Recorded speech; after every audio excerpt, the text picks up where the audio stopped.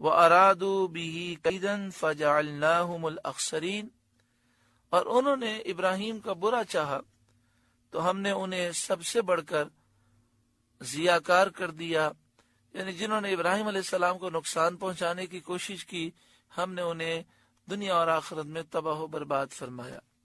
کہ ان لوگوں کی مراد پوری نہ ہوئی، کوشش ناکام رہی۔ اللہ تعالیٰ نے اس قوم پر مچھر بھیجے جو ان کے گوشت کھا گئے اور خون پی گئے، اور ایک مچھر نمرود کے دماغ میں گھس گیا اور اس کی ہلاکت اور موت کا سبب ہوا۔ یہاں پر چند باتیں بہت زیادہ غور طلب ہیں۔ ایک تو یہ کہ حضرت ابراہیم علیہ السلام کے والد طارق ہیں اور وہ مومن ہے، موحد ہیں۔ یہاں جس کا ذکر ہے وہ آزر ہے اور آپ کا وہ چچا ہے۔ عربی میں اس کے لیے ابن کا لفظ آیا اس لیے کہ عربی میں چچا کو، تایا کو، دادا کو، والد کو سب کو ابن کہہ سکتے ہیں، اور ابن کا لفظ سب پر بولا جاتا ہے۔ دوسری بات یہ کہ حضرت ابراہیم علیہ السلام نے مندر میں جا کر بتوں کو توڑ دیا۔ اس واقعے کو بنیاد بنا کر بعض لوگ مزارات کو شہید کرنے کا دعویٰ کرتے ہیں اور اسے بہت اچھا کام سمجھتے ہیں۔ تو پہلی بات تو یہ ہے کہ مزارات جو ہیں ان میں قبروں کی پوجا نہیں ہوتی۔ کوئی بھی مسلمان کسی اللہ کے ولی کو یا کسی قبر کو خدا الہ معبود نہیں سمجھتا۔ نبی اکرم صلی اللہ علیہ وآلہ وسلم پر ایمان لانے والا چاہے کتنا بھی گنہگار ہو، وہ اللہ کے سوا کسی کو الہ، خدا، معبود ہرگز نہیں سمجھتا۔ اور یہاں جن بتوں کا ذکر ہے ان بتوں کو مشرکین خدا الہ معبود سمجھتے تھے اور ان بتوں کی پوجا کرتے تھے۔ مسلمان اللہ کے سوا کسی کی پوجا نہیں کرتا۔ دوسری بات یہ کہ یہ مزارات اڑانے کی اور بم دھماکوں سے اڑانے کی باتیں تو کرتے ہیں، لیکن حضرت ابراہیم علیہ السلام تو مندر گئے تھے، تو یہ مندر کے خلاف کیوں تقریر نہیں کرتے اور مندر کو اڑانے کی بات کیوں نہیں کرتے؟ اس کی وجہ کیا ہے؟ تو اس کی وجہ نبی اکرم صلی اللہ علیہ وآلہ وسلم کی حدیث ہے کہ نبی اکرم صلی اللہ علیہ وآلہ وسلم نے پہلے ہی یہ فرما دیا کہ جو خارجی ہوں گے، آپ صلی اللہ علیہ وآلہ وسلم نے جن کے متعلق ارشاد فرمایا کہ وہ دین سے خارج ہوں گے، ان کے دل میں ایمان نہیں ہوگا، نمازیں بہت اچھی پڑھیں گے، یہاں تک کہ تم ان کی نمازیں دیکھ کر اپنی نمازوں کو حقیر سمجھو گے، اپنے روزوں کو حقیر سمجھو گے، قرآن بہت اچھا اور بہت خوبصورت پڑھیں گے، یہاں تک کہ تم ان کے قرآن پڑھنے کو بہت اچھا سمجھو گے اور تم یہ خیال کرو گے کہ تم سے وہ اچھا پڑھتے ہیں۔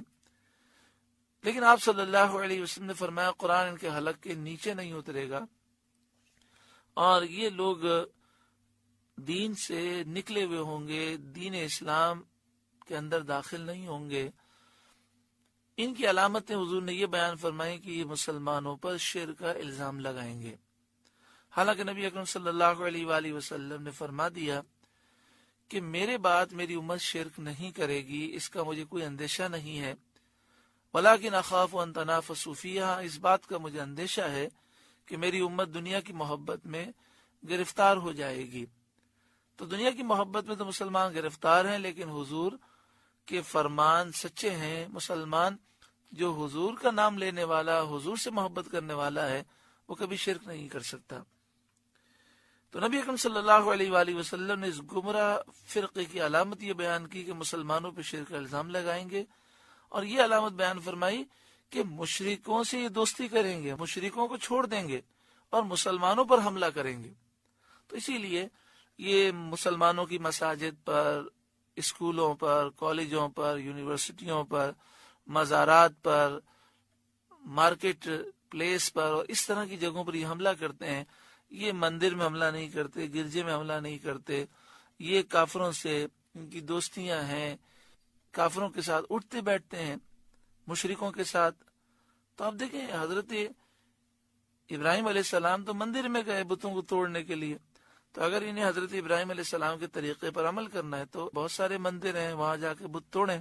لیکن مسئلہ یہ ہے کہ اصل میں یہ مسلمانوں کے دشمن ہیں، یہود و نصارہ کے ایجنٹ ہیں، اور ان پر شرک و بدعت کے جھوٹے الزام لگا کر یہ انتشار اور تفرقہ پیدا کرنے کی کوشش کرتے ہیں۔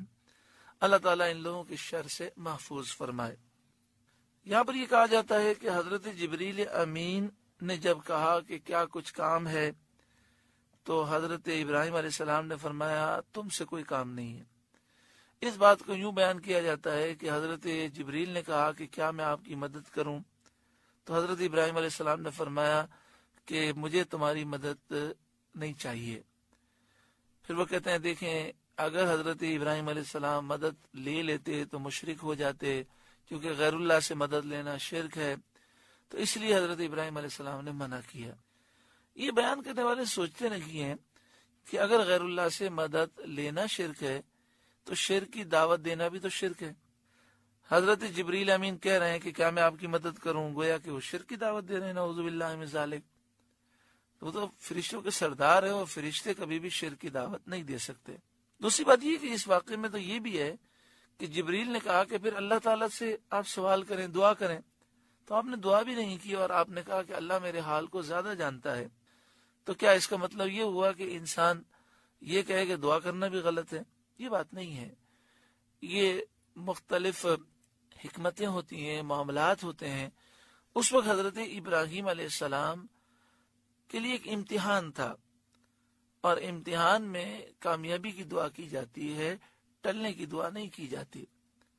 تو آپ نے اللہ پر بھروسہ کیا، اور یہی آپ پڑھتے رہے حسبی اللہ و نعم الوکیل، جس کا مفہوم اور دعا یہ تھی کہ اے اللہ مجھے اس امتحان میں کامیاب فرما، میں تیری راہ میں اپنی جان پیش کر رہا ہوں، اس قربانی کو قبول فرما۔ اللہ تعالیٰ دین کی سمجھ عطا فرمائے، اور جو لوگ اس طرح مسلمانوں پہ شرک اور بدعت کے الزامات لگا کر انتشار، نفرتیں اور تفرقہ پیدا کرتے ہیں، اللہ تعالیٰ ان کے شر سے مسلمانوں کو محفوظ فرمائے۔